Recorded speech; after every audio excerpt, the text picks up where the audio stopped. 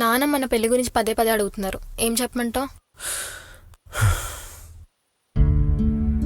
ఎన్నిసార్లు చెప్పాలి నీకు? నాకు ఇష్టం లేదు. నా లైఫ్లో నా అనుకున్న ప్రతి ఒక్కళ్ళు చివరి కదా నాతో లేరు. చెప్పొద్దు, నువ్వు కూడా అంతే. అర్థం చేసుకుని నీకే మంచిది. నేను అర్థం చేసుకోగలను బావా. నీ పాస్ట్లో జరిగిన దాని గురించి నువ్వు లైఫ్లో స్ట్రక్ అయిపోయి ఉన్నావు.